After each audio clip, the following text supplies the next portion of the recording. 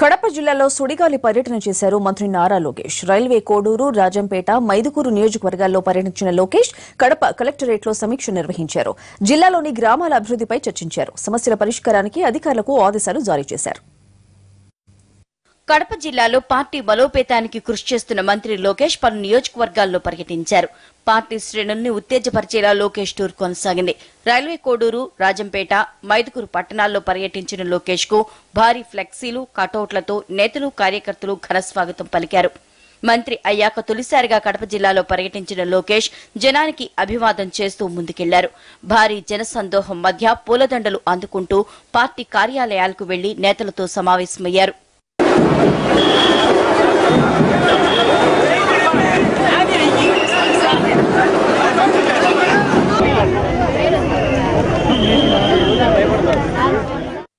పంచాయతీరాజ్, గ్రామీణాభివృద్ది శాఖల్ని చూస్తున్న మంత్రి లోకేష్ కడప కలెక్టరేట్లోని సదాభవన్లో తన శాఖలకు చెందిన అధికారులతో సమీక్షా సమావేశం నిర్వహించారు.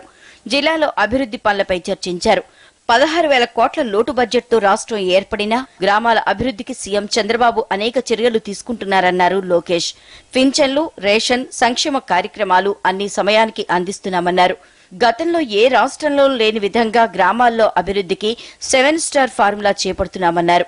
సీసీ రోడ్ల నిర్మాణంతో పాటు తాగునీటి సమస్య పరిష్కారానికి విలేజ్ వాటర్ బడ్జెట్ తయారు చేస్తున్నామన్నారు.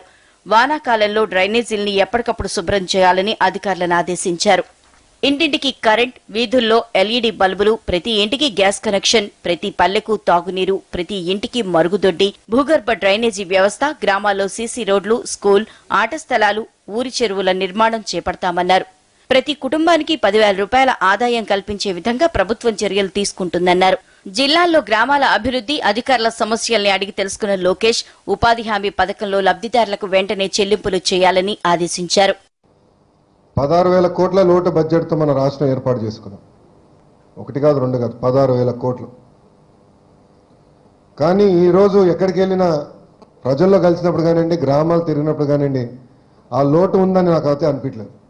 ఎందుకంటే ఎవరు ఉంచిన విధంగా పెన్షన్ టైంకి వెళ్తున్నాం, ప్రతి నెల టైంకి ఇస్తున్నాం, రేషన్ టైంకి ఇస్తున్నాం.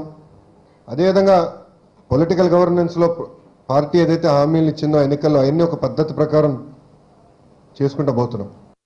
కడప జిల్లాలో సుడిగాలి పర్యటన చేసిన మంత్రి లోకేష్ పల్లెల అభివృద్దిపై దృష్టి సారించడంతో నేతలు, కార్యకర్తలు రెట్టించిన ఉత్సాహంతో ఉన్నారు.